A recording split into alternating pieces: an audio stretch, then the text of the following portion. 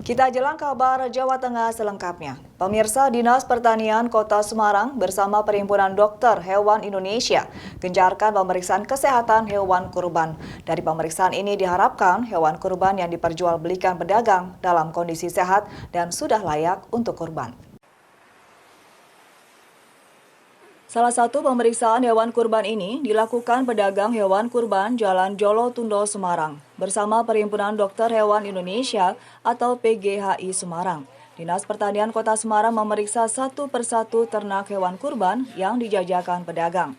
Puluhan hewan kurban kambing dan sapi diperiksa mulut dan hidungnya untuk mengetahui kelayakan dari hewan kurban tersebut.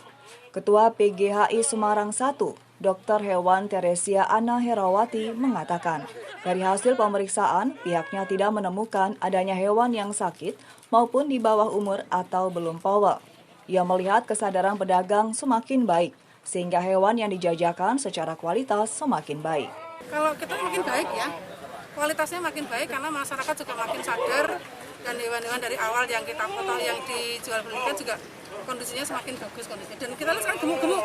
Oh, dulu kan kurus-kurus ya, sekarang sudah sehat-sehat, gemuk-gemuk dan memang sudah layak untuk sebagai hewan kurban.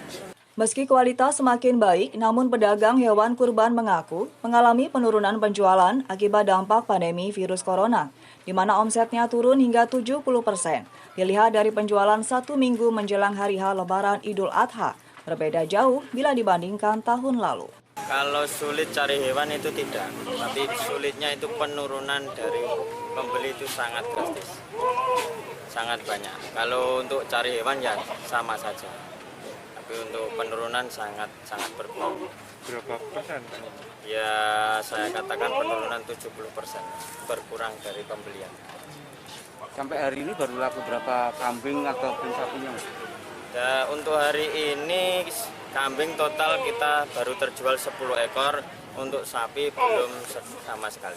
Dibandingkan tahun kemarin dari waktu yang sama? Kalau tahun kemarin kita bisa jual 100 H-5, itu sudah terjual 148 ekor.